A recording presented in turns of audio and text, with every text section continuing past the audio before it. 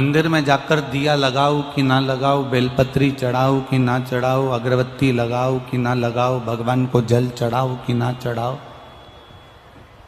पर किसी भूखे को भोजन करा देना, किसी प्यासे को पानी पिला देना, किसी बीमार को औषधि दिला देना,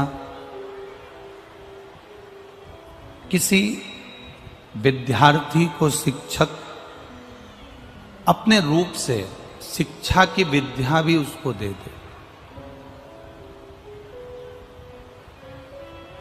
ये मंदिर में एक लोटा पानी चढ़ाने से ज्यादा प्रबल है, ये मंदिर में दीप लगाने से ज्यादा प्रबल है, ये मंदिर में अगरबत्ती लगाने से ज्यादा प्रबल है। एक सास दिन भर अगर चिड़चिड़ करे या बहू दिन भर चिड़चिड़ करे, सास दिन भर अपशब्द बोले, बहू दिन भर अपशब्द बोले और हाथ में माला पकड़कर 1 घंटा आधा घंटा भगवान का भजन करे और सोचे कि मुझे परमात्मा मिल जाएगा, तो परमात्मा मिल पाएगा क्या? हम मना नहीं करते कि आप क्रोध मत करो। देखो, हम कह भी देंगे ना तुमसे कि तुम गुस्सा मत करो तो तुम करोगे, हम तुमसे कह दें कि तुम झूठ मत बोलो तो तुम बोलोगे, तो अपनी बात खराब क्यों करें हम कहकर? हम तुमसे कह दें कि यहाँ शपथ दिलवा दें तुमसे कि तुम आज से झूठ नहीं बोलोगे, तो तुम मानने वाले हो? भले शपथ दिलवा लोगे, हाथ लंबा करवा लोगे, ऐसी शपथ तो ना जाने दुनिया में कितनी दिलाई जाती है कि हम शपथ लेते हैं कि आज से ऐसा नहीं करेंगे, हम शपथ लेते हैं कि ये करेंगे, हम शपथ लेते हैं, और उसके फोटो खींचते हैं, मीडिया में चलता है, अखबारों में छपता है और वो शपथ हो जाती है, पर वो शपथ नहीं है।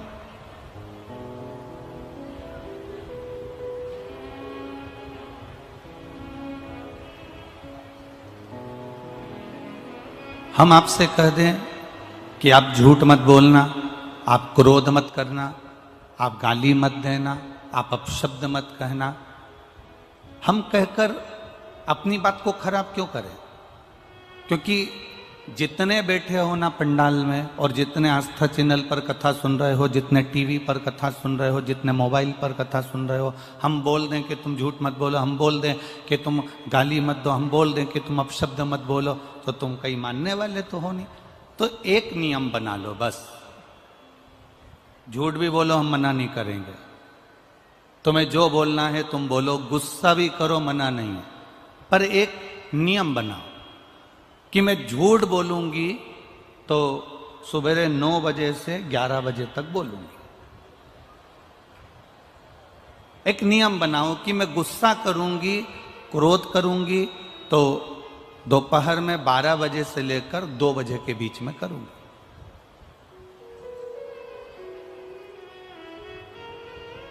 अगर ये नियम हमारे भीतर अगर आ गया, हम तुम्हें झूठ बोलने से कि तुम झूठ बोलना बंद कर दो या तुम क्रोध करना बंद कर दो, तो तुम मानने वाले तो हो नहीं। देखो सीधी बात है, हम कहें और आपको अगर अच्छा भी ना लगे और आप माने ना तो हमारा दिल दुखेगा। तो इसलिए हम कहें कि एक नियम ऐसा बना लो कि मैं झूठ बोलूंगी, पर एक समय एक पुलिस वाला भैया एक घर में गया, और घर में गया तो उसने अपने ऑफिसर को फोन लगाया। ऑफिसर को फोन लगाया तो ऑफिसर से कहा, सर यहां एक महिला ने अपने पति को गोली मार दी। ऑफिसर को फोन करा और कहा, सर एक महिला ने एक पति को गोली मार दी। तो सर ने कहा, गोली क्यों मारी, कुछ मालूम पड़ा? हां सर, पत्नी पोछा लगा रही थी, पोछा गीला था, पति ने लात रख दी, इसलिए इसने गोली मार दी। ठीक है, उसको गिरफ्तार करा कि नहीं करा? सर अभी उसको गिरफ्तार नहीं करा। क्यों नहीं करा? क्योंकि पोछा गीला है।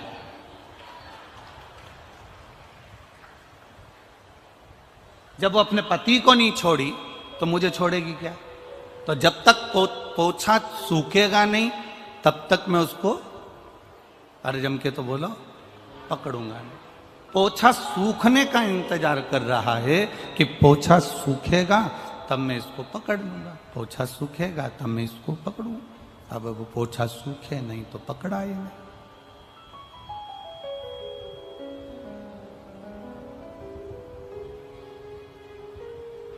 समय टल गया, समय को टाला गया।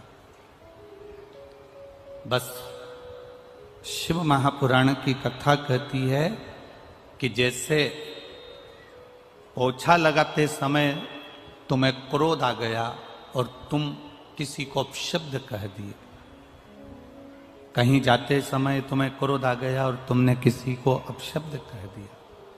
एक समय को टालने का विचार करिए।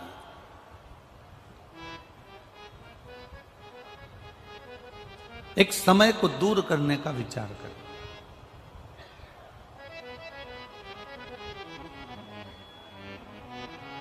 क्रोध का एक समय बना लो। झूठ बोलने का एक समय बना लो कि मैं इतनी बजे झूठ बोलूंगा, मैं इतनी बजे झूठ बोलूंगी, मैं इतनी बजे असत्य बोलूंगी। परिवार, घर, हमारा कुटुंब, ये सब अपने आप सुधर जाएगा, अपने आप संवर जाएगा।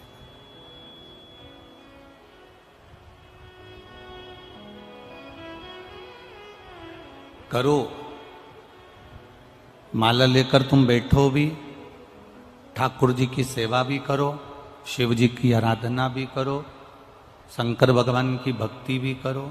हम मना नहीं करेंगे आपको, पर अपने क्रोध पर, अपने गलत विचारों पर, अपने शब्दों पर हमारा संयम होना चाहिए। सब्जी में सारे मसाले डाल दो और नमक न डालो तो सब्जी में स्वाद नहीं आता, सब्जी अच्छी नहीं लगती, सब्जी का आनंद नहीं आता। शरीर पूरा भगवान ने अच्छा दिया, तुम्हारे नेत्र भी अच्छे दिए, तुम्हारे दांत भी अच्छे दिए, श्रवण शक्ति भी अच्छे दिए, हाथ भी अच्छे दिए, पाँव भी अच्छे दिए, सारा शरीर परमात्मा ने तुमको अच्छा दिया। पर इस शरीर के अंदर जो आत्मा है, वो आत्मा तुमने परमात्मा में लगाई ही नहीं। बैठे सब आकर, यहाँ बैठते समय, कथा में आए हो तो बैठोगे सब जगह। यहाँ लोग रोडों पर बैठे हुए हैं, पंडाल सारे फुल भरे हुए हैं, अपार जन समुदाय, अपार भक्त यहाँ कथा में आए हैं, बैठे सब हो। पर निवेदन आपसे इतना है कि इस मन को लगाने का प्रयास करो।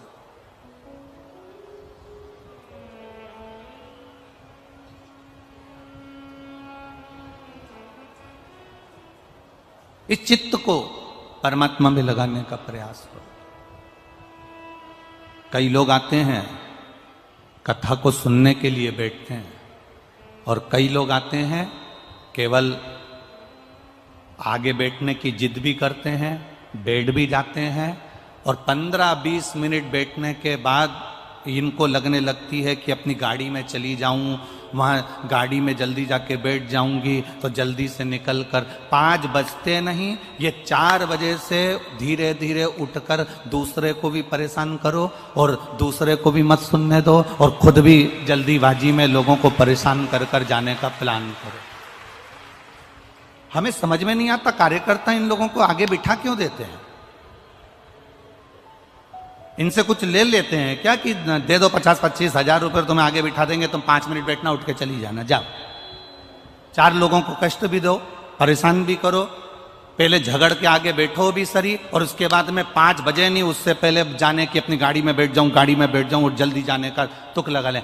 कितने लोग परेशान होते हैं तुम्हारे चक्कर में, जिनकी चित्त वृत्ति में इससे तो घर में बैठकर कथा सुनना अच्छा है, या फिर पीछे वो पंडाल बना हुआ आखिरी का भोजनशाला वाला, उसमें आराम से बैठो, जाओ, सुनो, भक्ति का रस तत्व ग्रहण करो।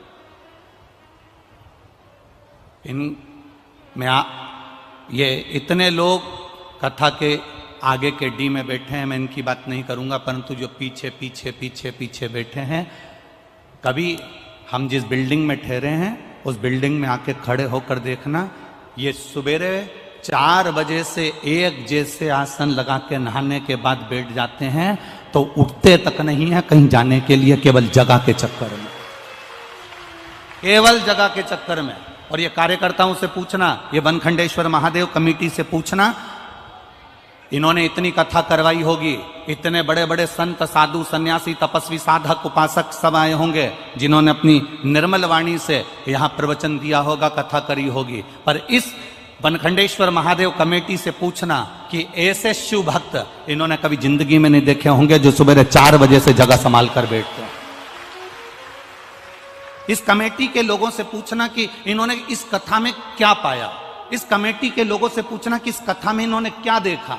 इस कमेटी के लोगों से पूछना कि इस कथा में तुमने क्या नया देखा। तो ये आपको बताएंगे कि रात भर सत्संग चलता है, दिन में कथा पूरी हो जाती है और रात भर भजन चलता है।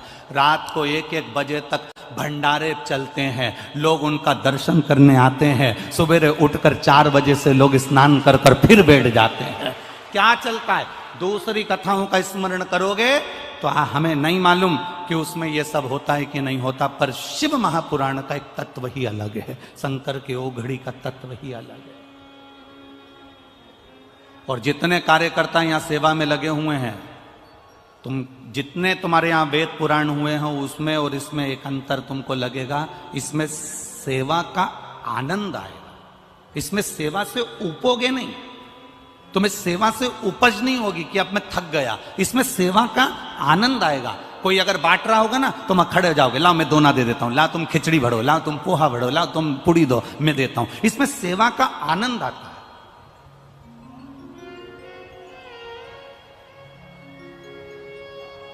कोई का स्वास्थ्य गड़बड़ हो गया,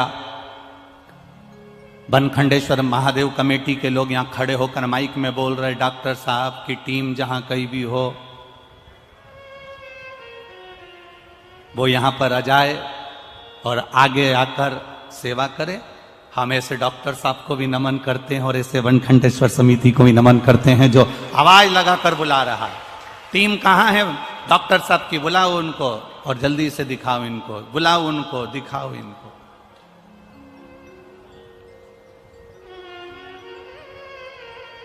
एक भक्ति के बल को बढ़ाना है हमको। और जब भक्ति का बल बढ़ेगा, शरीर से तुम ये मत सोचना कि मैं हाथ से सेवा करूंगी तो भगवान प्रसन्न हो जाएगा, मैं चलकर कथा में पहुंचूंगी तो भगवान प्रसन्न हो जाएगा, मैं नयनों से दर्शन कर लूंगी तो भगवान प्रसन्न हो जाएगा, मैं कानों से कथा सुन लूंगी तो भगवान प्रसन्न हो जाएगा। भगवान को प्रसन्न करने का सबसे पहला तरीका है तुम्हारा दिल, तुम्हारा हृदय, तुम्हारा मन तुम परमात्मा से लगाने का प्रयास करिए। जब तुम्हारा हृदय, तुम्हारा दिल, तुम्हारा मन परमात्मा से लग जाएगा तब भगवान खुद प्रसन्न हो जाएगा।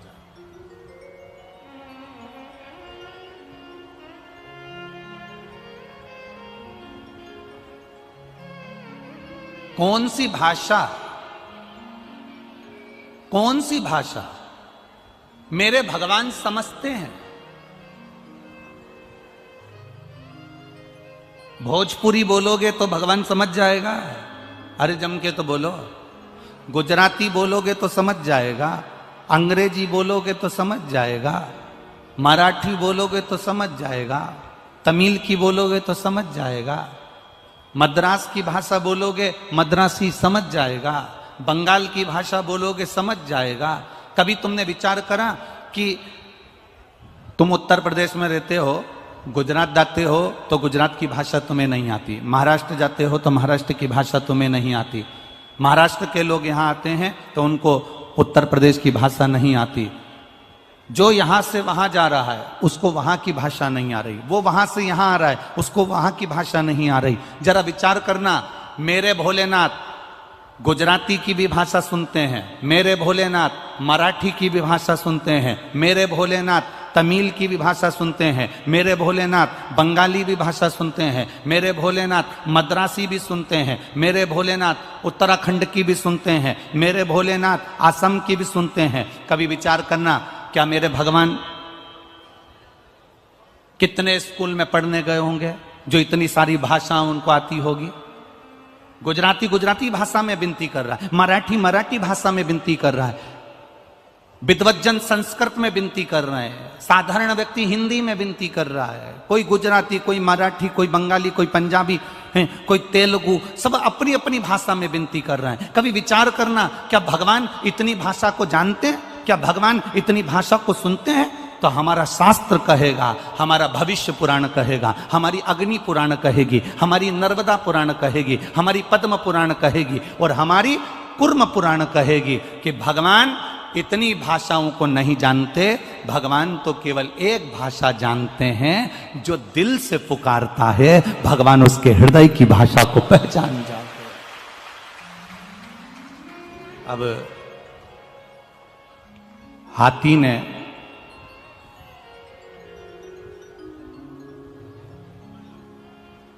श्रीमद् भागवत सुनिए आप लोगों ने? अरे बोलो तो जम के सुनिए। उसमें एक प्रसंग आता है, गज का जो पांव था वो मगर ने पकड़ लिया। हाथी का पांव मगर ने पकड़ा। तो अब तुम बताओ कि हाथी ने अंग्रेजी में स्तुति करी थी, संस्कृत में करी थी, हिंदी में करी थी, मराठी में करी थी, गुजराती में करी थी, हाथी ने कौन सी भाषा में स्तुति करी थी? बोलो रे मैनपुरी वालों, हाथी अंग्रेजी बोला था क्या?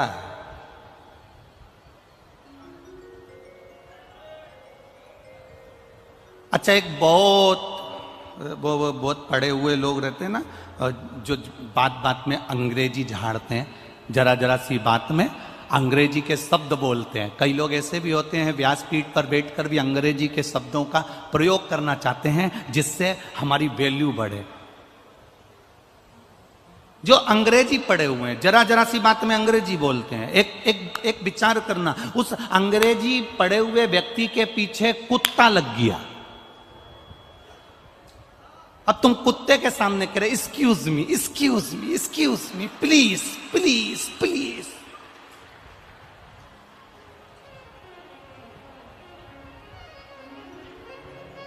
अब कुत्ता एक्सक्यूज मी समझेगा? अरे बोलो तो जम के प्लीज समझेगा? प्लीज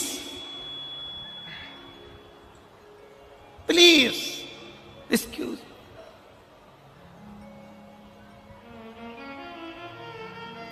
अरे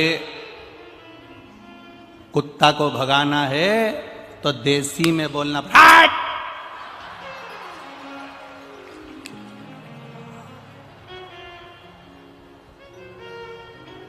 अब तुम सिर पे excuse me please, excuse me please. अब कुत्ता क्या समझे तुम्हारा excuse me please, excuse me, don't touch, please please please. कुत्ता क्या, यहां तो देसी बोलना पड़ेगा। हट! कुत्ता भग गया।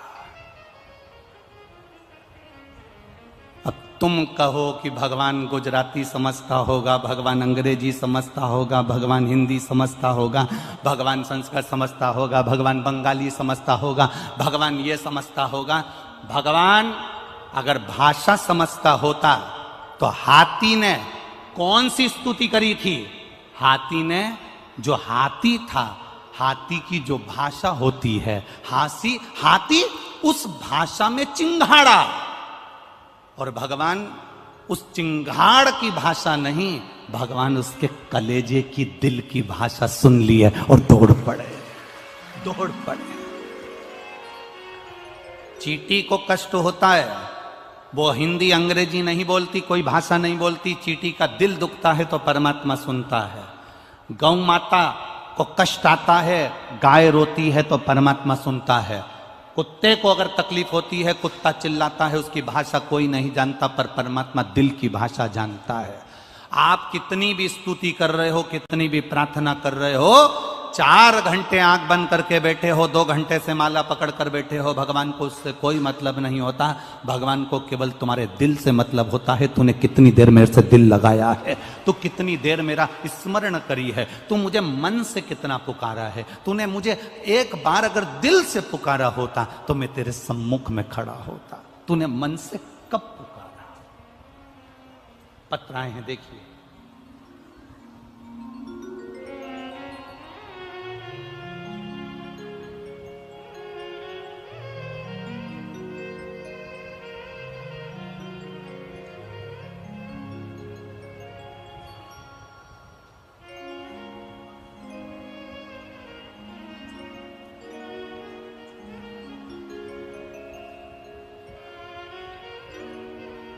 मैं सिम्मी भदौरिया, मेरे पति का नाम अनुराग सिंह भदौरिया। कहीं बैठी हो सिम्मी जी तो हाथ हिला सकती है। मैं सिम्मी भदौरिया, दिख गए? हाँ, दोनों हाथ हिला दो, वहीं से हिला दो दोनों हाथ, खड़े रहो वहीं पर। मैं सिम्मी भदौरिया, मेरे पति का नाम अनुराग सिंह भदौरिया। मैं गांव मानहड़, जिला भिंड से आई हूँ। मेरा मायका गांव काकन डांडी, जिला मैनपुरी में ही है। गुरुजी, मेरे सिर में ट्यूमर हो गया था। इसका ऑपरेशन ग्वालियर में हुआ। ट्यूमर की जांच कराई तो उसमें कैंसर निकला। ग्वालियर से डॉक्टर ने दिल्ली AIMS में रेफर कर दिया। इलाज कराते कराते मेरा कैंसर कई जगहों पर फैल गया था। मैं 4th स्टेज के कैंसर में पहुंच गई थी। डॉक्टर ने मना कर दिया था। गुरुजी, ऑक्सीजन का लेवल नीचे गिर गया, 4th स्टेज का कैंसर हो गया। वेंटिलेटर पर डाल दिया गया और उसी टाइम मेरी माँ को किसी ने आपकी कथा के बारे में बताया। मेरी माँ ने हॉस्पिटल से ही पशुपतिनाथ का व्रत करना प्रारंभ करा। बेलपत्ती शिवजी पे चढ़ी हुई लाकर मेरी माँ ने मेरे वेंटिलेटर पर पलंग के अंदर तकिए के नीचे रख दी। शिवजी पर चढ़ा हुआ जल मेरी माँ मेरे शरीर पर लगा देती। समय बीता गुरुजी, धीरे धीरे मुझे होश आया, वेंटिलेटर से उतरी और मेरी माँ डॉक्टरों से बात करी। डॉक्टर ने कहा इसका कोई भरोसा नहीं है क्योंकि ये जिंदा नहीं रह सकती, क्योंकि 4th स्टेज का कैंसर पूरे शरीर में फैल गया। तब मेरी माँ ने डॉक्टरों से कहकर विनती कर कर उसको घर लेकर आई और शिवजी पे चढ़ा हुआ जल और बेलपत्री मुझे खाने को देना चालू करी। बाबा की कृपा से 3 महीने में वापिस जांच कराने के लिए दिल्ली AIMS हॉस्पिटल पहुंचे तो डॉक्टर ने कह दिया तुम्हारी रिपोर्टें सब नॉर्मल हो गई है, तुम्हारा कैंसर समाप्त हो गया है। ठीक हो? आजा आजा, जल्दी आजा। 4th स्टेज के कैंसर से मौत के मुंह से मेरे भोलेनाथ ने निकाला। गुरुजी, मैं व्यासपीठ को प्रणाम करना चाहती हूं, इतनी सी तमन्ना लेकर आई। ये शिव का वो घड़ी है। अब जो 4th स्टेज के कैंसर पर पहुंच गया हो और पूरे शरीर में जिसके कैंसर फैल गया हो, पूरा शरीर वेंटिलेटर पर पड़ा हुआ हो और आखिरी का 4th स्टेज का कैंसर जिसके अंदर हो और डॉक्टर भी कह दें कि अब ये नहीं बचेगी, इसको ले जाओ, और बाबा भोलेनाथ जी का 1 लोटा जल और 1 बेलपत्र से बाबा ने कृपा कर कर वापिस जीवित कर दिया और कैंसर को दूर कर दिया। ये शिव तत्व।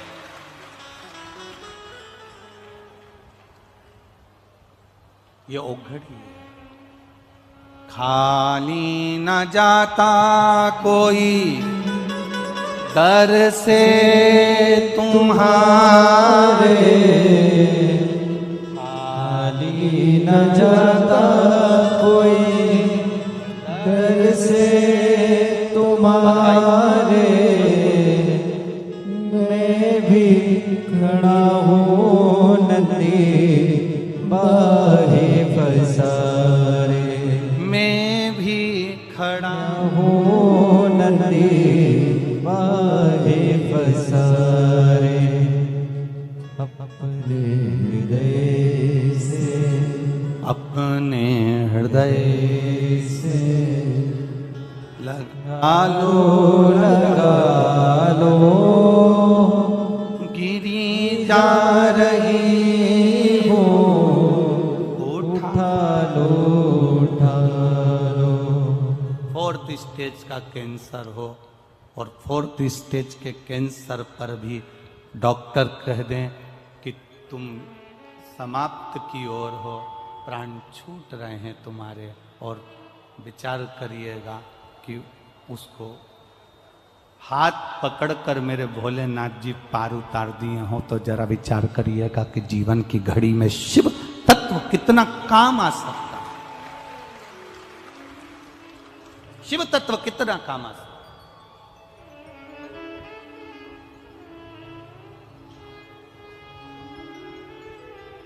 एक शिव की भक्ति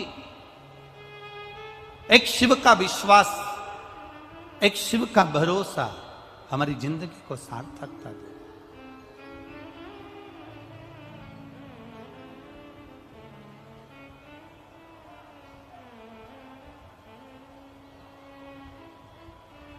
जब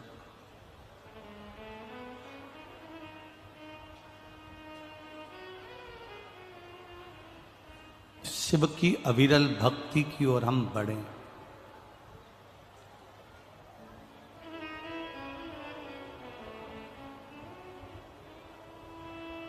शिव की अविरल भक्ति की ओर जब हम आगे बढ़े, तब तुम्हारे भीतर एक भाव विश्वास का आना चाहिए, भरोसे का। शरीर से भजन नहीं करना है,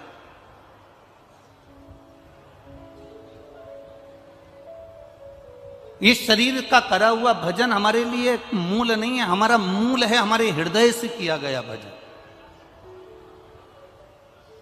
हमारे दिल से किया गया भजन, हमारे हृदय चित्त से किया गया।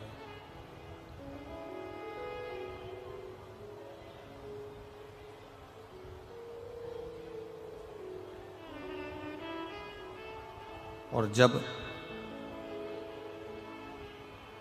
हमारे हृदय चित्त से हम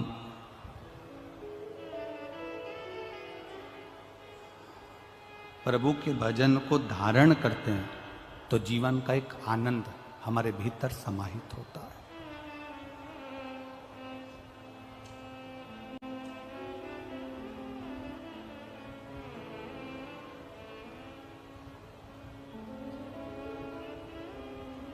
एक हमारे भीतर एक जीवन का एक सुख समाहित होता है। आज आप लोगों को एक बात कहना चाहते हैं, अगर थोड़ा सा आप स्वीकार करें तो जितने लोग आस्था चैनल पर कथा सुन रहे हैं और जितने लोग पंडाल में कथा सुन रहे हैं और जितने मोबाइल पर कथा सुन रहे हैं, अगर हमसे मिलने के लिए व्यासपीठ पर आओ या हमसे मिलने के लिए हमारे पास में कमरे में भी आओ, तो निवेदन है आप लोगों से कि आप अपनी जेब की भेंट पैसा हमारे पास नहीं चढ़ाओगे, नहीं तो हम बेलपत्र यहां से नहीं देंगे आपको। इतना ध्यान रखो, व्यासपीठ की मर्यादा को बनाकर थोड़ा इसका स्मरण आप लोगों के भीतर होना चाहिए। इसी चक्कर में हम लोग यहाँ व्यासपीठ के पास किसी को आने नहीं देते। मूल है आप लोगों का धन दौलत आपके पास, पर जिस समय आप बाबा से मिलने के लिए आए हो और यहाँ से अगर बेलपत्र दी जा रही है तो आपकी जेब में से ठन्नी भी नहीं खसकना चाहिए। उस समय तुम्हारी खाली झोली बाबा के चरणों में होना चाहिए। वो बेलपत्र जो दी गई है वो करोड़ों से कम नहीं है, खूब बाबा की कृपा।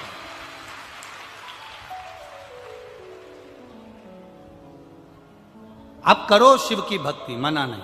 आप करो भगवान का भजन, मना नहीं। क्यों? उसका कारण होता है। एक बेलपत्र अगर व्यासपीठ की दे रहे हैं तो ये दुनिया की सारी पूंजी से बढ़िया। हम फिर कहते हैं ये इतने लोग लाइन से बेलपत्र लेकर यहाँ से निकलते हैं, जाते हैं, इनको लगता होगा कि माला की मूलता है, गुरुजी को रुपट्टा पहना देंगे उसकी मूलता है। ना बाबू, तुम अगर आए हो, प्रणाम करा है, पोथी की एक बेलपत्र तुमको मिल गई ना, उस बेलपत्र को जिस दिन तुम समझ गए तुम्हारी जिंदगी संवर गई, समझ लो। उस बेलपत्र की महत्वता को समझो, तो उसको स्वीकार तो करो। सीहोर का रुद्राक्ष, व्यासपीठ की बेलपत्र क्या रखती है मायना। जिस दिन समझ में आ गया ये जिंदगी का वो सुख है। देखा अपने जीवन में बड़े से बड़ी बीमारी में लोग, कैंसर हो, लीवर हो, किडनी हो। तो हमारा जितने लोग आस्था चैनल से सुन रहे हैं, जितने लोग कथा के पंडाल में सुन रहे हैं और जितनी जगह आगे भी कथाओं का स्मरण हो, उस पर ध्यान दीजिए। भक्ति के बल को बढ़ाओ। और एक निवेदन और है, वो भी यहां के लोग श्रवण कर लें और बाहर के लोग भी श्रवण कर लें। पानी का पाउच या पानी की बोतल या बिस्कुट का पैकेट पंडाल के अंदर कोई भी फेंक कर किसी को नहीं देगा। लोगों की आंख के चश्मे टूट जाते हैं, उनके चेहरे पर लग जाती है। इसलिए सावधानी रखें। अगर आप बांट रहे हैं हाथ में दीजिए, किसी के चेहरे पर, कई माताओं के चश्मे टूट गए, किसी की आंख में लग जाती है, आप तो फेंक देते हो, कोई ने देखा कि ना देखा और आपने फेंक दिया और उसको लग गई। प्रयास करो, इसलिए हम कथा में कहते हैं अपने घर से चलो तो कितनी पानी की बोतल, जम के बोलो जरा, 2 पानी की बोतल लेकर चलो।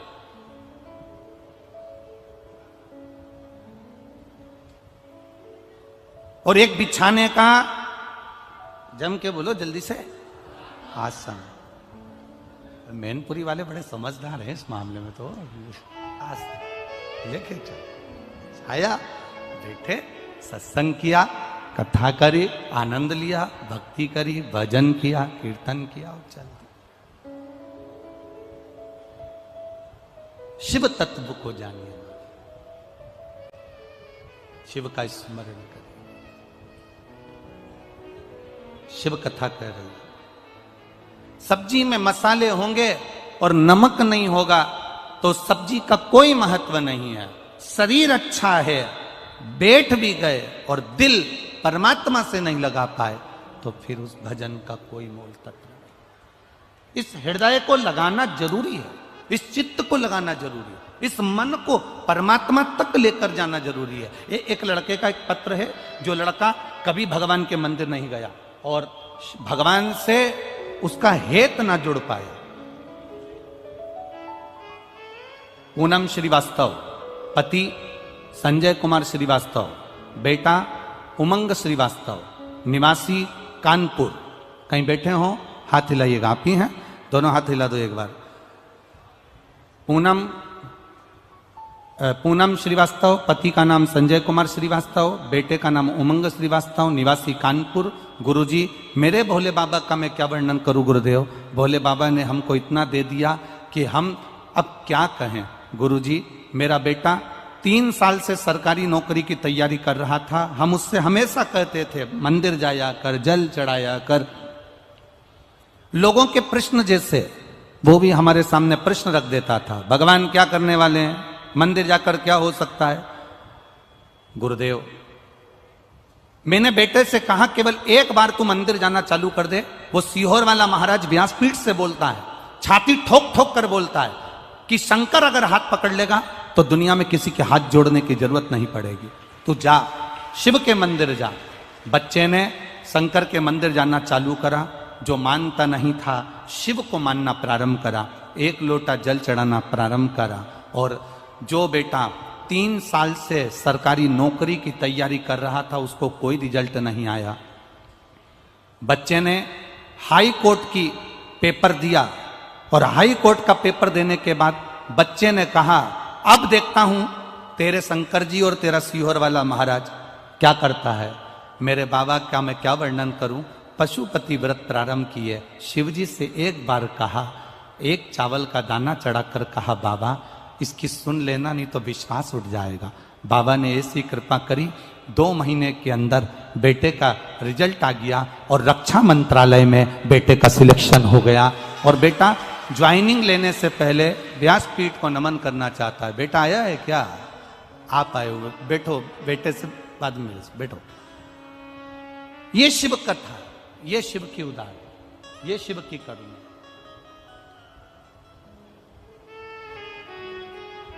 वो सहज नहीं माना, एक भरोसा,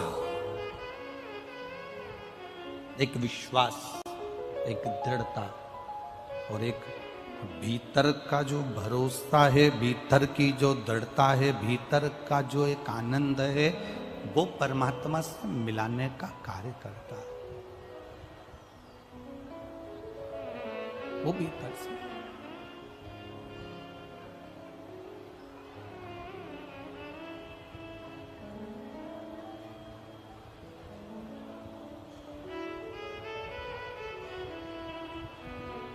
एक वो शैलेंद्र जी एक लाइन गाते हो ना, वो दुनिया की दौलत से तुझे तुलाया जा नहीं सकता।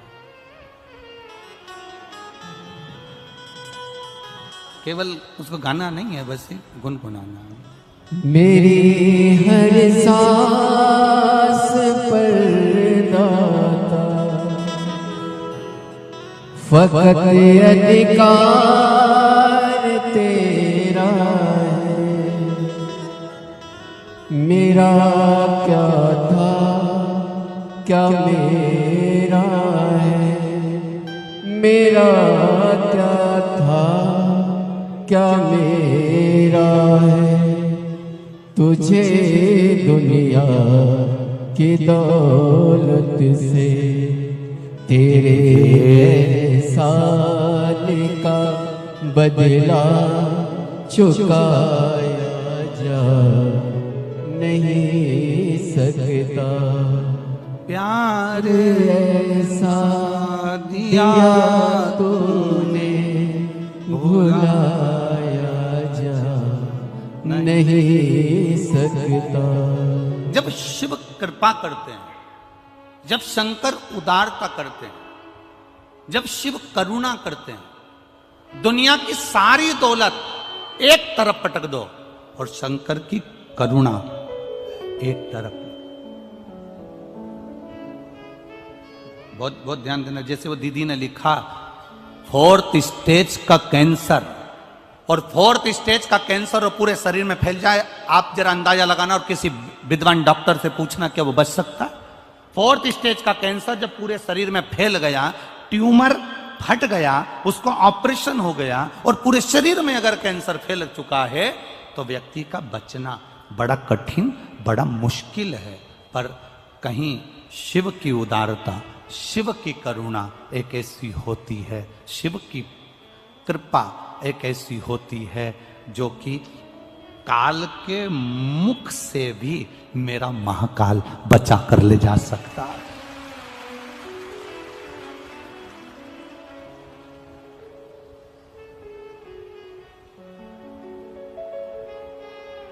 काल के मुख से भी बचाकर महाकाल ले जा सकता है। अकाल मृत्यु वो मरे जो काम करे चंडाल का, और काल उसका क्या बिगाड़े जो भक्त हो महाकाल का। जो शिव का उपासक है, जो शंकर का उपासक है, जो शिव की दृढ़ता को जानता है, जो शंकर की उदारता को जानता है, वो शिव तत्व को जानने वाला धूर है।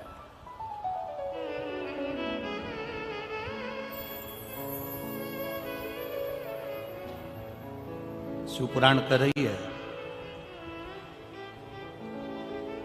द्रौपदी शंकर भगवान की बहुत बड़ी उपासक थी, और द्रौपदी भगवान शिव जी की इतनी बड़ी उपासक, इतनी बड़ी उपासक, पूर्व समय में ये एक ऋषि की, एक संत, एक गुरुजन, एक ब्राह्मण जन की बेटी थी। उसके पहले ये एक राजा के घराने में राजा की पुत्री थी। शिव की इसकी आराधना, इसके कितने जन्म निकल गए, हर जन्म में इसने शंकर की आराधना करी। प्रत्येक जन्म में इसने शंकर की आराधना करी। अब जब ब्राह्मण ऋषि की बेटी बनी तब इसने शंकर जी से वर मांगा। 14 गुणों से बलवान पति को मांगा था, 14 गुण वाला पति। तो शंकर जी ने कहा इतने गुण तो किसी में नहीं हो सकते, तो उसने कहा फिर 5 गुण का पति दे दो, जो वीर हो, धैर्यवान हो, विद्वान हो, और युद्ध में प्रबल, धनुर्विद्या में प्रबल, और दिखने में भी सुंदर हो। ऐसे 5 गुणवान उसने पति मांगे। तो शिव जी ने कह दिया कि तुम्हें देता हूं। आखिरी में जो द्रौपदी ने मांगा वो किसी एक अकेली द्रौपदी के लिए नहीं था। जो आखिरी में मांगा गया वो केवल द्रौपदी के लिए नहीं था।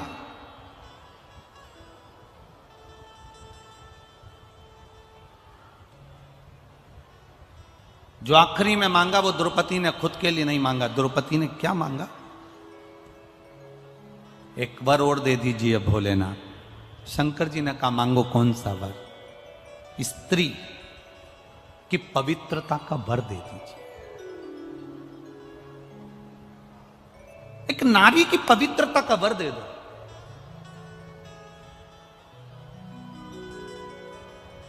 शायद ये कथा अभी तक प्रसंगों में नहीं आई, ये तब शिव महापुराण की कथा के प्रसंग में ये चरित्र आया है। तो आप ध्यान लगाकर सुनना। नारी की पवित्रता का वर दीजिए। शिव जी ने कहा मैं नारी की पवित्रता का वर देता हूं। क्या वर? नारी की पवित्रता रहना चाहिए। किस स्थान पर नारी की पवित्रता का स्मरण कराया गया? जरा जितनी मेरी बहनें बैठी हैं, जितनी मेरी माताएं बैठी हैं, जितनी मेरी जीजियां बैठी हैं, सावधानी से सुनना कि नारी की पवित्रता का वर केवल एक द्रौपदी को नहीं मिला था। नारी की पवित्रता का वर दुनिया की सारी स्त्रियों को मिला था। शिव जी ने कहा सुन द्रौपदी, ध्यान लगाकर सुनना।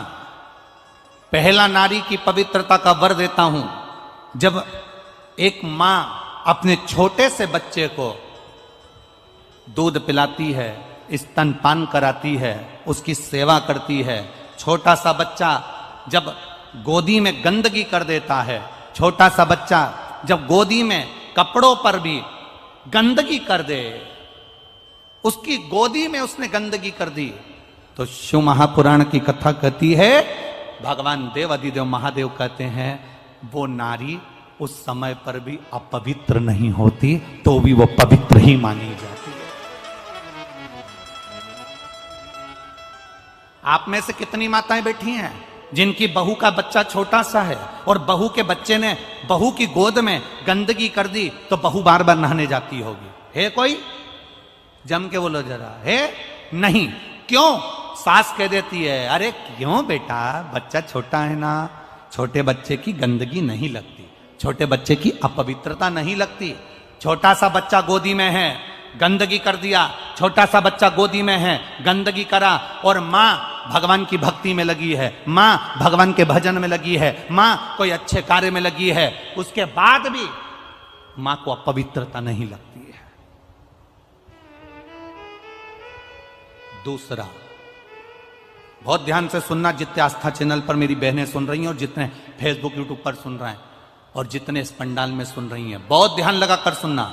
दूसरे नंबर पर मेरे महादेव कहते हैं पति की तबीयत खराब है, पति का स्वास्थ्य खराब है, पति का शरीर में कोई रोग हो गया और तुम स्नान करने के बाद पति की देखरेख कर रही हो और तुमने भगवान का दिया तक नहीं लगाया, भगवान का मंदिर में प्रणाम भी नहीं करा, पति की देखरेख में लग गई, पति का शरीर बेकार हो रहा है और उसको वो मलमूत्र भी कर रहा है और तू उसकी सेवा में लगी है, और सेवा में लगने के बाद भी अगर तू मेरी आराधना कर रही है तो भी तू अपवित्र नहीं होगी, पति की सेवा करने वाली पवित्र ही मानी जाएगी। द्वितीय भाव, कोई तुमसे कह दे तेरा पति बीमार पड़ा है और तूने अबियाल गंदगी साफ करी है, तेरा पति बीमार पड़ा, तूने अबियाल हॉस्पिटल से आई है और तू दिया लगाने लगी, अभी तू तेरा पति बीमार पड़ा और तू अबियाल भगवान का भजन करने लगी। शंकर कहते हैं मैंने 3 जगह पर स्त्री को पवित्र कर दिया, 3 जगह पर। पहला, जम के बोलो मेरी माताएं, कब? जब गोदी में बच्चा रहता है, छोटा रहता है, आप उसकी देखरेख कर रही हो, गंदगी कर रहा है, साफ सफाई कर रहे हो, उसके बाद भी आप अपवित्र नहीं हो, पति की सेवा कर रही हो, पति को परमेश्वर मानकर पूछ रही हो, पति को सेवा कर रही हो, उसको दवाई दे रही हो, उसको गोली दे रही हो, उसका शरीर नहीं काम कर रहा है, इसके बाद भी वो गंदगी भी कर रहा है तो तुम साफ कर रही हो, तब तुम अपवित्र नहीं हो, तुम पवित्र ही कहलाओगी। तुम्हारे भीतर एक पवित्रता का भाव आएगा। और तीसरे नंबर पर, घर में सास ससुर, घर में बुजुर्ग, घर में कोई बूढ़ा व्यक्ति बीमार है, तकलीफ में है, कष्ट में है, गंदगी भी कर रहा है और घर की बहू, घर के लोग उसको संभाल रहे हैं, उसकी सेवा में लगे हैं, तो शिव कहते हैं वो आप पवित्र नहीं कहलाएगी, पवित्र ही कहलाएगी। उसमें अपवित्रता का भाव नहीं होगा।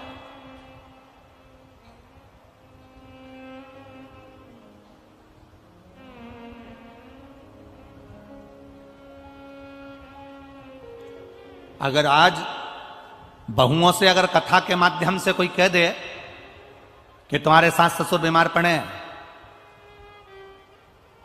और तुमने उनके अभी कपड़े बदले हैं, उनकी गंदगी साफ करी है, जाओ तुम नहा के आओ, उसके बाद तुम यहां पर बैठना, उसके बाद तुम हमारा भजन करना, उसके बाद तुम्हारी हमारी भक्ति करना।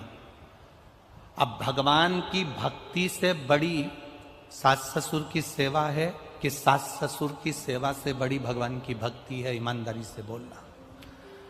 सबसे बड़ी सेवा जो तुमने अपने बुजुर्गों की कर ली, उस बुजुर्ग की सेवा से बड़ी दुनिया में कोई भक्ति नहीं हो सकती, वो शिव की कृपा। 3 जगह पर नारी अपवित्र नहीं होती। पहला, उसका बच्चा गंदगी कर दे गोदी में, उसके बच्चे ने अगर गंदगी कर दी गोदी में तो नारी बार बार स्नान करने नहीं जाएगी, क्योंकि बच्चा छोटा है, उसको संभाल रही है, उसको गोदी में लिए, उसको लाड लड़ा रही है, उसको प्रेम कर रही है, उसको स्नेह कर रही है, उसको स्तनपान करा रही है, उसको दूध पिला रही है, उसको भोजन करा रही है। मां बार बार स्नान नहीं करेगी, वो नारी पवित्र की पवित्र कहलाएगी। वो जब चाहे भगवान का भजन कर सकती है, वो जब चाहे तब शिव की आराधना कर सकती है, वो जब चाहे शंकर को दिया लगा सकती है, वो जब चाहे शिव के स्मरण कर सकती है। दूसरे नंबर पर पति बीमार पड़ा है, पति को शरीर में कष्ट है, पति को तकलीफ है और स्त्री उसकी सेवा में लगी है, हॉस्पिटल में उसकी सेवा कर कर आई है और उसका मन कर रहा है मेरे पति की तबीयत ज्यादा खराब है, सेवा करते करते मंदिर चली गई दिया लगाने के लिए, वो पवित्र ही कहलाएगी, उसमें अपवित्रता का भाव नहीं आएगा। और तीसरे नंबर पर घर में बुजुर्ग, सास ससुर माता पिता, घर का बड़ा, घर का दादा दादी, घर का बुजुर्ग अगर बीमार पड़ा हुआ है और बहू उनकी सेवा में लगी हुई है और सेवा करते करते भी उसने पूजन नहीं करी, मैं सेवा कर लूं इसके बाद पूजन करूंगी, फिर गई दिया लगाने के लिए भगवान के मंदिर में, तो भगवान उसको अपवित्र नहीं मानता, भगवान उसको पवित्र ही मानता है। उसकी पवित्रता उसके जीवन की रहती है, क्योंकि भगवान की भक्ति, भगवान का भजन, भगवान का कीर्तन, भगवान का स्मरण फल जब देता है जब हम किसी की सेवा का मूल तत्व अपने अंदर उतार लेते हैं कि मैं सेवा कर रही हूं।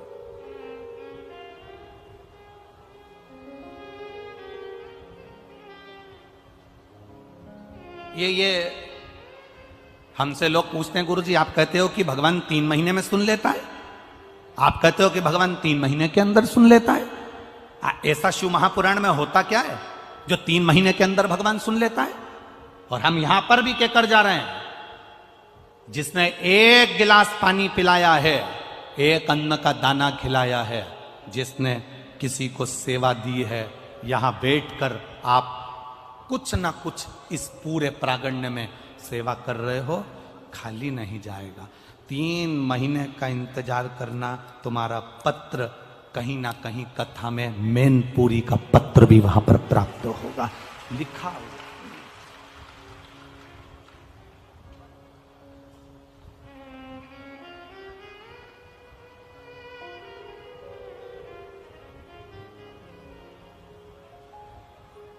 आज जब हम नीचे मिल रहे थे तो उस समय पर किसी ने 2 पत्र दिए थे, उसमें एक पत्र था कि गुरुजी बड़े बड़े संत जब कथा करते हैं, बड़ी बड़ी व्यासपीठ जब लगती है तो उनके यहाँ पर बहुत सारे उनसे करोड़पति, अरबपति, लक्ष्मीपति उनसे बहुत जुड़े हुए रहते हैं, बहुत पैसे वाले उनसे लगे हुए होते हैं, पर आपकी कथा में जब भी देखो कोई ऐसा अरबपति खरबपति दिखता ही नहीं है, सब साधारण लोग आपकी कथा में नजर आते हैं। हमने कहा कि भाई देखो वहाँ खरबपति की बात होती होगी, अरबपति की बात होती होगी, यहाँ तो गोरापति की बात है और गोरापति जहाँ जैसा है वो वैसा ही।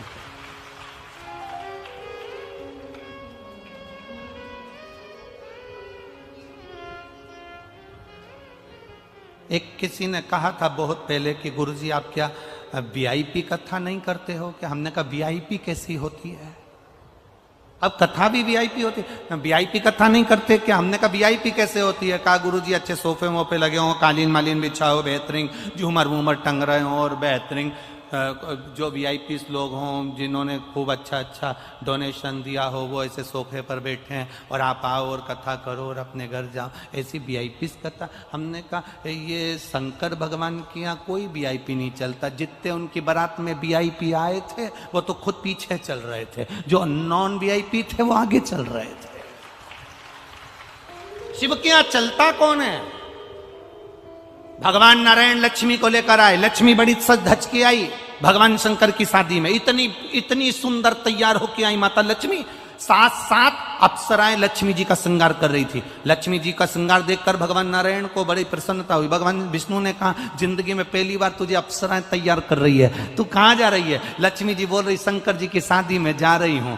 भगवान बोले, इतनी सज धज के जाएगी तो शंकर भगवान भी भूले में पड़ जाएंगे, इतनी सज धज के जा रही है।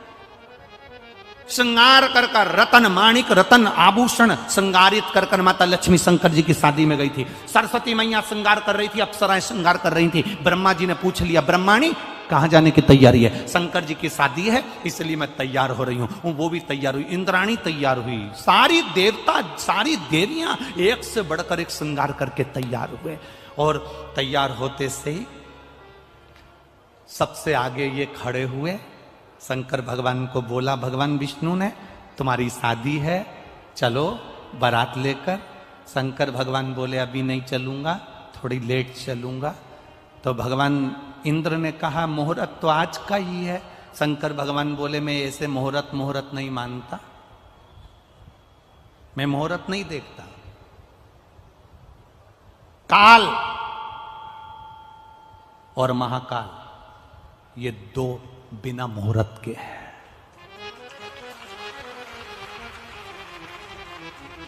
तुम्हारे यहां अगर काल मुहूर्त से आता हो तो बात दूसरी है। जब तुम्हारे मरने का समय आए तो तुम बहू से कह देना, देख तो शुभ लाभ चल रहा है कि नहीं चल रहा, अभी नहीं मरूंगी, घड़ी देख कौन सी चल रही है। तो इतने में बहू कह देगी, मम्मी अभी तो अमृत की चौघड़ियां चल रही है। तो यमराज से कह दो, अभी नहीं मरूंगी, आधे घंटे बाद आना जब लाभ की घड़ी हो। मरने में समय नहीं देखा जाता। आप में से कितने लोग हैं जो समय देख के मरे हों? कोई ऐसा हो किसी ने समय देख के मरा हो, सुबह 9 बजे मरूंगी, जब तक खूब चरूंगी, अभी नहीं मरूंगी। है कोई? कोई नहीं। काल मुहूर्त नहीं देखता। मरने का समय नहीं होता। जब मरने का कोई समय नहीं है तो महाकाल से मिलने का भी कोई समय नहीं है। जब तुम्हारी मर्जी पड़े तब जाइए। शंकर का ओ घड़ी, ये शंकर के मंदिर में तो अब पट हो गए, शंकर के मंदिर में तो अब दरवाजे हो गए। पहले शिव के मंदिर में दरवाजे नहीं होते थे, शंकर के मंदिर में पट नहीं होते थे। शंकर बिना पट का होता था। क्यों? शंकर भगवान कहते थे, मैं पिता हूं, मैं घर का बड़ा हूं, घर का बुजुर्ग हूं।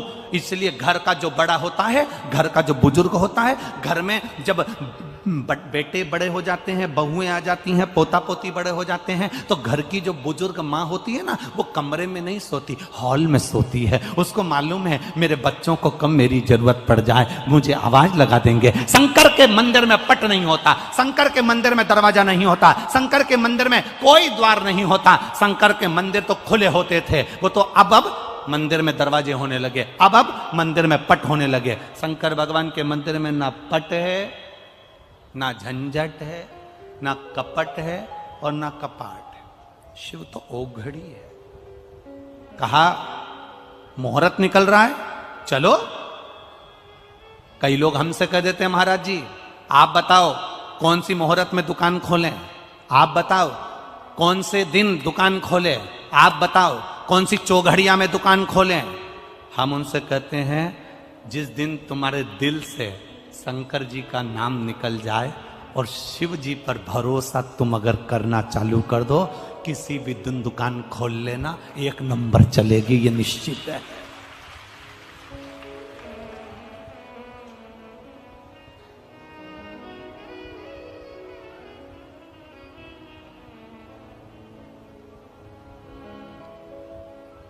तुम्हारा भरोसा, तुम्हारा विश्वास पक्का होगा, सब चलेगा। लक्ष्मी जी आई हैं, सरस्वती जी आई हैं, ब्रह्माणी आई है, इंद्रदेव, भगवान विष्णु, भगवान ब्रह्मा सब इकट्ठे आए, सब तैयार हो के एकदम पार्लर से जोरदार सबसे। अब तुम अपने रिश्तेदार के घर शादी में जाओ, इतना तैयार होकर जाओ और तुम्हारे रिश्तेदार के यहाँ शादी में तुमको कोई आगे आगे नहीं करे और तुम्हें कोई पूछे नहीं तो तुम्हें कैसा लगेगा? इतनी सज धज की आई, बेड़ी बांधी, यहाँ मोती, यहाँ फूल, यहाँ गजरा, बिंदी को यहाँ से चमक वाली टीकी यहाँ चिपका के आई, यहाँ तक इधर से नीली करके आई, मुंह में 2 घंटे तक पेंसिल से लाइन खींची, फिर इसके बाद डब्बा भरा और पार्लर गई थी वो, उसने अलग 2 घंटे तक यूं रखा और धागे से ना जाने क्या करती रही। इतनी मेहनत करी तुमने बस शादी के लिए, इतनी मेहनत, और तुम उस शादी में गई और तुम्हें कोई ना पूछे तो, तुम्हें कोई आदर ना करे तो, तुम्हें कोई आगे रखे ही नहीं तो। अब इतनी तैयार होके लक्ष्मी, सरस्वती, इंद्राणी ने, ब्रह्माणी साहब गई और मां पहुंच गई और इतने में लक्ष्मी जी ने भगवान विष्णु से कहा, प्रभु से बोलो बारात जल्दी निकालो। क्यों? दिल के अरमा आंसुओं में बह रहे हैं।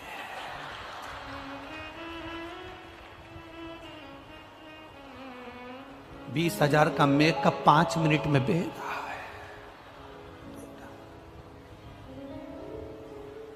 कई तो मेकअप करती करती भी यूं करती थी।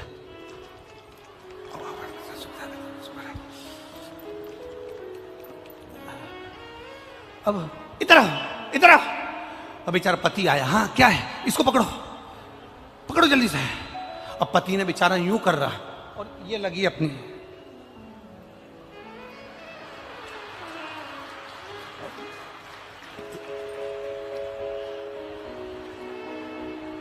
पिन देना, नीचे से साड़ी खींचो, नीचे से खींचो,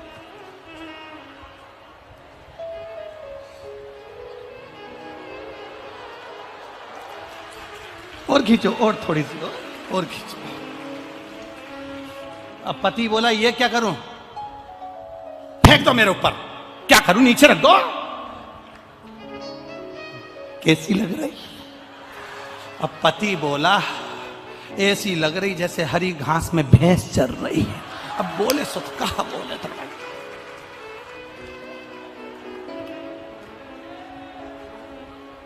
लक्ष्मी जी नारायण से बोली भगवान से, प्रभु। भगवान बोले क्या है? बारात जल्दी निकालो, जल्दी। भगवान बोले क्यों? अब इनको जल्दी इसलिए निकालना था क्योंकि दिल के अरमा आंसुओं में बह रहा है। इतना महंगा मेकअप 5 मिनट में बह रहा है। अब एसी के कमरे से नीचे पृथ्वी पर आए हो, भूलोक में आए हो, ब्रह्मांड में आए हो, तो यहाँ तो सब चीज रहती, तो तुम जल्दी जल्दी प्लीज चल। शंकर जी से कहा, प्रभु बारात। शंकर भगवान बोले अभी हम नहीं निकलेंगे। तो मुहूर्त तो आज का है। शिव जी बोले हमें मुहूर्त से कोई मतलब नहीं, जिस दिन हमारा पाउडर का डब्बा आएगा तभी हम जाएंगे। अब भगवान शंकर जी समझ में ही नहीं, भगवान विष्णु समझ ही नहीं पाए कि पाउडर का डब्बा का मतलब। इतने में लक्ष्मी जी कहने लगी, हमको लगता है इनके डब्बा नहीं है पाउडर का, हमें मालूम होता तो हम पहले से लेके आते, हमें क्या मालूम था कि इनके डब्बा नहीं। अब इतना तो सुनना था। इतनी देर में सामने से आवाज आ रही थी, राम नाम सत्य है। शंकर भगवान उठकर नाचने लगे, मेरा पाउडर का डब्बा आ गया। पाउडर जो सामने से बारात आई, बारात देखकर शिव प्रसन्न।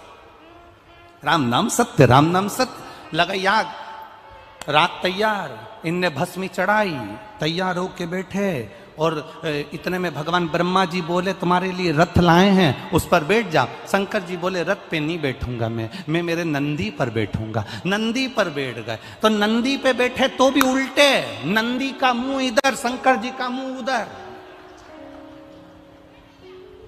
इंद्र ने पूछ लिया, प्रभु नंदी पर बैठे हो, वो भी उल्टे बैठे हो, नंदी का मुंह इधर है, तुम्हारा मुंह उधर है, सीधे तो बैठो। शंकर भगवान बोले, हम सीधे नहीं बैठेंगे। क्यों?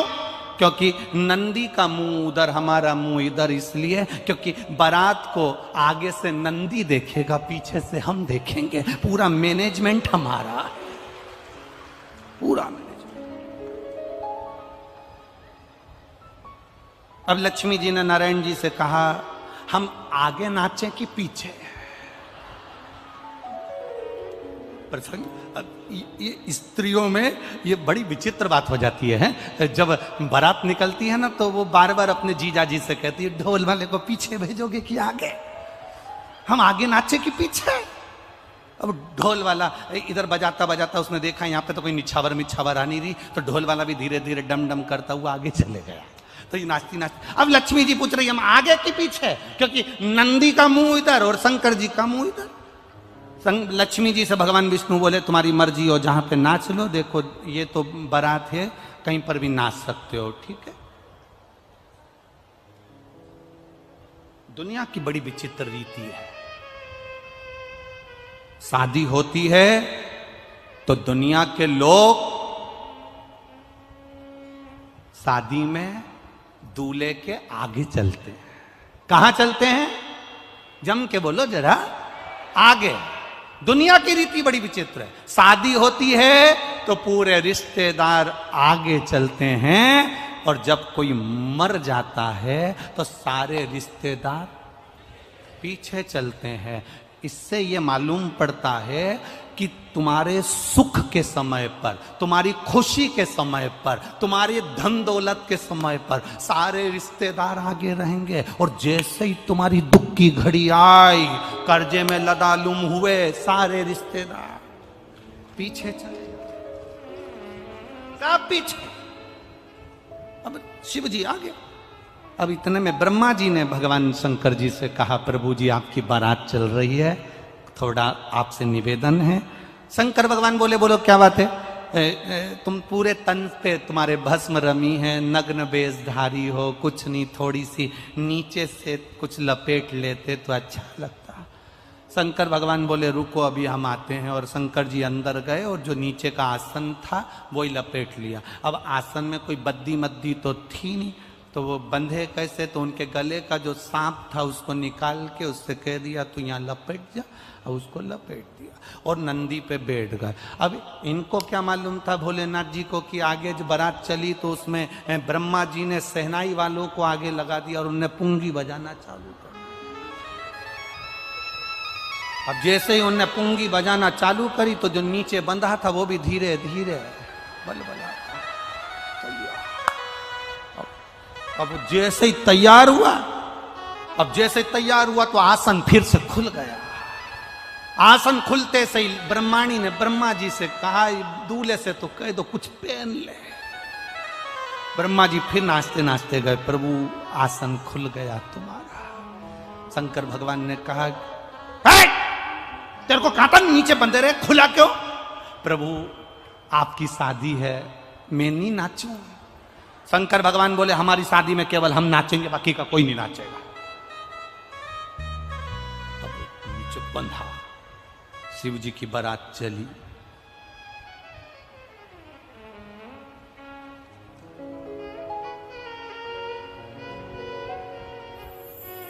सारे देवता चल रहे थे, शंकर जी का मन नहीं लग रहा था। दूल्हे का मन जब तक नहीं लगता जब तक उसके बेस्ट फ्रेंड नहीं आ जाए। भले कितने भी बेकार हो पर उनके बिना बारात अच्छी नहीं लगती है। दोस्त कितने भी बेकार हो पर उनके बिना बारात अच्छी नहीं लगती। दोस्त होते। अब शिव जी के तो गणों के बिना मन नहीं लग रहा, क्योंकि ब्रह्मा ब्रह्मलोक में, भगवान विष्णु वैकुंठ लोक में, इंद्र लोक में, मेरे तो इनसे ही रिश्ता नाता है। भले ये कैसे भी हैं, घर के लोग भी समझा के ले जाते, तेरे एक भी दोस्तों को मत बुलाना, सब नंबर बन के पियक्कड़ है। अगर एक भी आ गया ना तो सोच लेना तू हो। इतने में वो मना भी कर देता, पापा कसम खा के कहता हूं एक भी नहीं आएगा। और दोस्तों ने घेर लिया चौराहे पे, मैनपुरी के मेन चौराहे पे, तेरी शादी है, अपनी क्या लाइन है बता। तो कह दिया बारात में मैं यहां से अकेला जाऊंगा और तुम तो पहुंच जाना। फिर तेरे पापा कुछ कहेंगे तो, अरे तुमसे कौन क्या कहेगा, तुम सुनो किसी की, तुम सुनो, तुम तो बस पहुंच जाओ। अब जे सब इकट्ठे होके, सारे रुद्रगण एक जगह इकट्ठे होके इंतजार कर रहे थे, शंकर जी हमको बुलाएंगे, शंकर जी हमको बुलाएंगे। शंकर जी तो बारात में भूल गए तो इतने में से एक डाकनी गई। और डाकनी कैसी थी, होठों पे तो काजल लगा था, लाल बिंदी और दांत इतने लंबे लंबे, सफेद कलर के दांत, काले कलर के होठ और बिंदी लाल, बाल खुले। ये भी सच की आई थी पार्लर से, ये भी सच की। और मुंह पे पल्लू डालकर इतना सारा जो आई, सबसे पहले लक्ष्मी जी से ही टकराई। और लक्ष्मी जी ने इससे पूछा, तुम इतनी अच्छी साड़ी पहनी है, तुम कौन हो? मृत्यु लोक की कोई अप्सरा हो? अंदर से डाकनी ने मन में सोचा, अभी तूने मुझे देखा नहीं है, जिस दिन मेरी ओरिजिनलिटी देख लेगी तू कहीं की नहीं रहेगी, अभी तूने देखा नहीं। मुंह ढका था, देख पाई नहीं।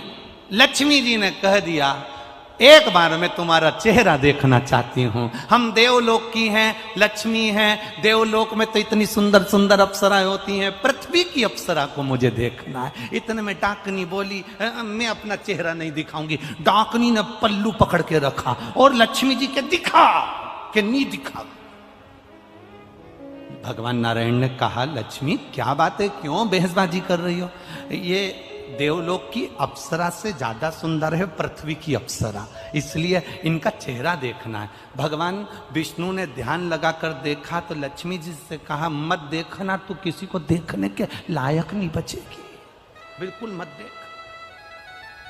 अब तो लक्ष्मी जी को अंदर से ईर्ष्या होने लगी, तुम्हें कैसे मालूम कि ये बहुत सुंदर है? अब तो देख के रहूंगी, जाओ। ये माताओं की थोड़ी सी आदत रहती है, ये कुछ माताएं ऐसी होती है जो बिल्कुल विपरीत चलती है, एकदम विपरीत। एक पति की पत्नी एकदम उल्टी चलती थी। पति उससे कहे कि आलू की सब्जी बना दे, ये बैंगन की बना दे। पति इससे कहे दाल बना दे या कड़ी बना दे, बिल्कुल उल्टी। बहुत दुखी था बेचारा पति। गुरुजी के पास गया, गुरुजी मेरी पत्नी बहुत उल्टी चलती है, मैं क्या करूं? गुरुजी बोले, इसको गंगा नहलाने ले जा, ये जाएगी नहीं।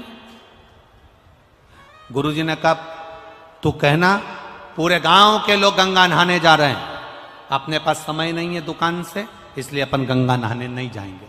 अरे गुरुजी, मैंने पूरी जिंदगी कहते कहते 40 साल हो गए इसको कि गंगा नहाने चल, नहीं जाए। अब की बार उल्टा चलना, तू उल्टा चल। इसने जाकर कह दिया, पूरे गांव के लोग गंगा नहाने जा रहे हैं, अपने पास समय नहीं है, अपन गंगा नहाने नहीं जाएंगे। इतने में पत्नी बोली, कैसे नहीं जाएंगे? शादी के 40 साल हो गए, तुम मुझे लेकर कहां गए? गंगा नहाने चलो मेरे साथ। खुश हो गया, गुरुजी गजब कर दिया, पहली बार जा रही है। चेला गुरुजी के पास जाकर बोला, इससे मेरा पीछा छुड़ा दो, बस एक बार ऐसा कर दो कि ये गंगा जी में ही रह जाए। गुरुजी ने कहा, एक काम कर, जब ये गंगा नहाने के लिए पानी के अंदर जाए, उल्टी तो चलती है, पानी के अंदर जाए, तब तू कह देना, आगे मत जा। बस इतना कहना। क्या बोलेगा? आगे मत जा। उल्टी तो चलती है। और जैसे ये गंगा जी में उतरी और पति ने आगे मत जाना, पत्नी के जाऊंगी, जा। चली गई, पानी में बह गई। इसने जेब में से नारियल निकाल के गंगा जी में फोड़ा, जा। पत्नी बहुत चतुर थी, उसने चैन पकड़ ली गंगा जी की, नी बही। गुरुजी ने कहा था, अगर वो चैन पकड़ ले तो तू चिल्ला करके ना, जम के पकड़, तू चिल्ला के कहना, जम के पकड़। उसने चैन पकड़ी और उसने कह दिया, अच्छे से पकड़ना। पत्नी बोली, नहीं पकड़ना, ले। चली गई, जा, नहीं पकड़ू, जा। वो तो अच्छा है, अपनी मैनपुरी की नी थी, पकड़े सो तो कहा पकड़े। अब लक्ष्मी जी बोली, मैं तो चेहरा देखे बिना रहूंगी नहीं, मुझे चेहरा देखना। अब भगवान मना कर रहे, नहीं मेरे को तो देखना है, मैं तो चेहरा देखे बिगर मानूंगी नहीं। अब लक्ष्मी जी चेहरा देखे, जो लक्ष्मी जी ने उसका चेहरा देखा, एक सेकंड के लिए लक्ष्मी जी पृथ्वी पर नहीं टिकी, सीधे बैकुंठ, सीधे बैकुंठ। भगवान के पास में डाकनी ने आकर कहा, प्रभु सारे रुद्रगण आपकी राह देख रहे हैं, डमरू बजाओ। शिव जी ने डमरू बजाया, डाकनी पुसाचनी भूत चुड़ैल सब आ गए, भोजन सब। किसी के 12 मुंह, किसी के 10 हाथ, किसी के 5 पांव, किसी के आंखी आंख ढेर सारी, सब दरवाजे पर पहुंचे, आरती उतरी, अंदर प्रवेश हुआ, भोजन की तैयारी हुई। देवताओं के लिए पंगत लगा दी गई, रुद्रगणों के लिए भी पंगत लगा दी गई। इंद्र बैठे थे उनके सामने, अब वो पत्तल लगाने वाले पत्तल लगाते लगाते लगाते गए। इधर जहां भूत चुड़ैल बैठे थे, एक के 12 मुंह थे। पत्तल लगाने वाले ने पूछा, कौन से मुंह से खाओगे? पत्तल कितनी रखूं? उसने कहा 12 रख। और आगे गए, एक का मुंह आगे भी था पीछे भी था, उससे पूछा तुम कैसे खाओगे? पत्तल इधर रखूं कि उधर? उसने कहा दोनों जगह रख। और आगे गए, एक का मुंह ही नहीं था, केवल गला गला। अब ये चक्कर में पड़ गया, ये कैसे खाएगा? उससे पूछा तुम कैसे खाओगे? उसने कहा बाल्टी में लाते जा, गले में कूड़ते जा। परसगारी करने वालों के तो पसीने छूट गए सारे। हिमालय राज के यहां जाकर बोले, हम बारातियों को कैसे भोजन कराएं?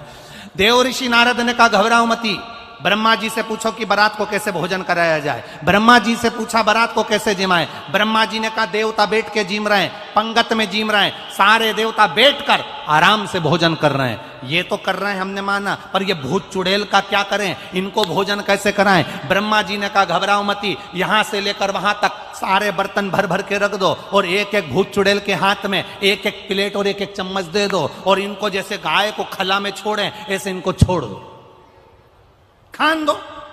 सारे भूत चुड़ैल के हाथ में एक एक प्लेट चम्मच देकर छोड़ दिया।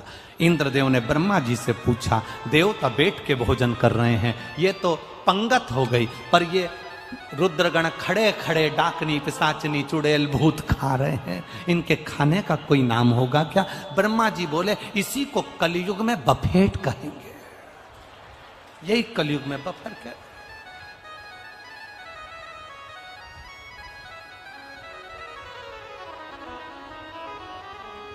और भयंकर हालत। आपके यहां होता है बफेट? अरे बोलो तो जम के, होता है? बहुत बुरी हालत होती है उसमें, खाने का कंपटीशन होता है। दुनिया में सबसे ज्यादा भीख मांगने वाले वहीं मिलेंगे आपको। तुम देखना, सबसे ज्यादा भीख मांगते नजर आते हैं जब वो पानी पूरी की जगह पर। क्या बोलते, पानी पूरी कि गोलगप्पा? गोलगप्पा। हैदराबाद में भी गोलगप्पा बोलते हैं। किसी ने हमसे पूछ लिया था इसको गोलगप्पा क्यों कहते हैं? कई बोले कि इसको गोलगप्पा क्यों कहते हैं, गुपचुप क्यों कहते हैं? तो हमने कहा जैसे ही मुंह में गुप आदमी चुप। वो खाए से बोले क्या खा। सबसे ज्यादा भीड़ पड़ती है उसी गोलगप्पा में, वो पानी की पूरी में। और मालूम पड़े, ए भैया हाथ में दोना कटोरा, भिखारी जैसा कटोरा दे दे भैया, भैया दे दे प्लीज भैया दे दे। अब उसको गर्मी भी लग रही है और देना भी सबको है, और पाँव में खुजाल भी चल रही है, खुजाल है तो। और फिर और सब लोग पल्लू डाल डाल के, पानी बहुत अच्छा है। इतना अच्छा पानी तो अपने घर में भी नहीं बनता, क्योंकि घर में एक्स्ट्रा सामान नहीं डलता। इतना जोरदार पानी है, इतना जोरदार।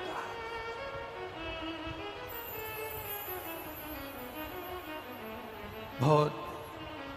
फिर भोजन करके सब बाहर निकले, सो तो आनंद होए। शिव महापुराण की कथा कहती है बाबा शिव जी का मंगल विवाह बड़े आनंद के साथ, जो भाव के साथ होता है वो एक आनंद ही आनंद है।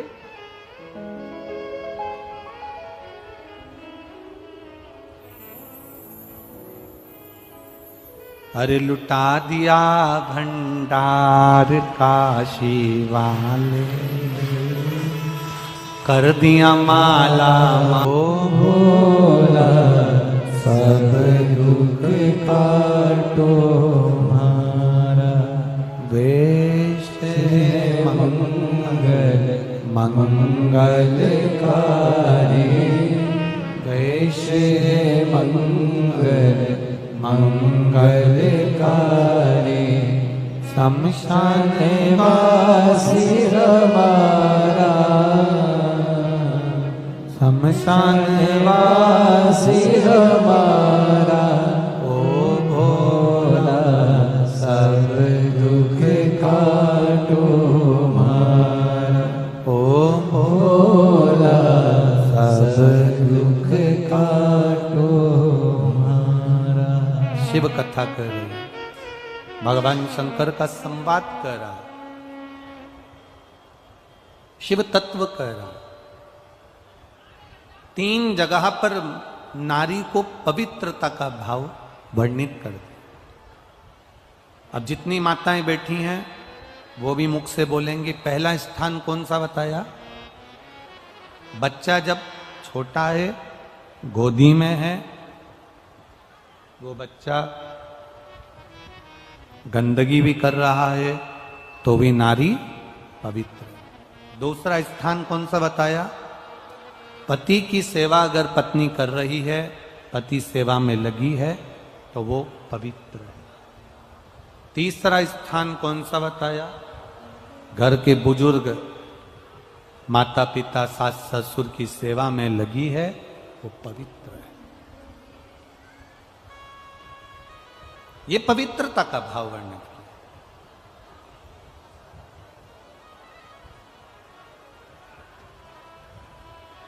पक्षी, पशु, जीव, जानवर, अगर इन पशु पक्षी को, इन जीव, इन जानवर को अगर भगवान का भजन करना है तो इनको क्या स्नान करना पड़ेगा?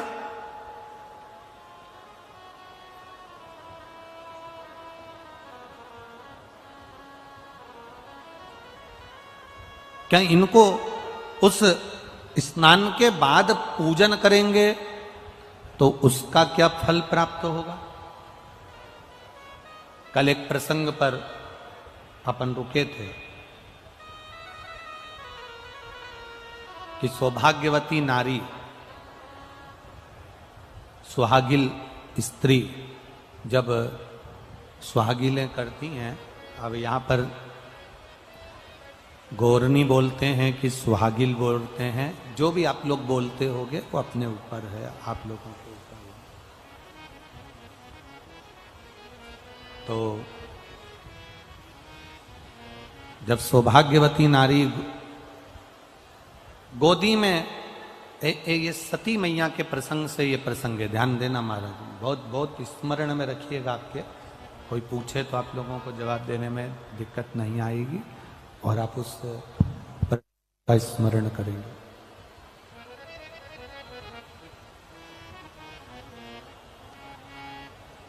सती मैया अग्नि में कूद गई। द्रौपदी के पवित्रता से सती मैया के अग्नि कुंड में कूदने से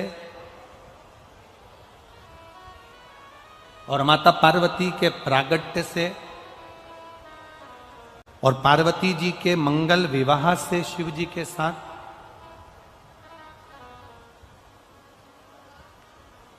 और शिव जी के यहां से जब भगवान शंकर के साथ माता पार्वती जी जब विवाह कर कर आ गई, शादी कर कर जब पहुंच गई, विवाह कर कर जब पहुंची हैं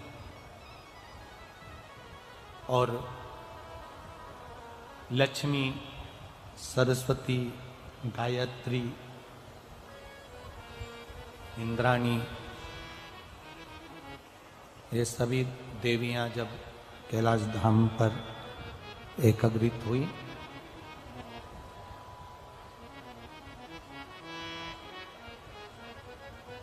उस प्रसंग से इसको जोड़ा गया।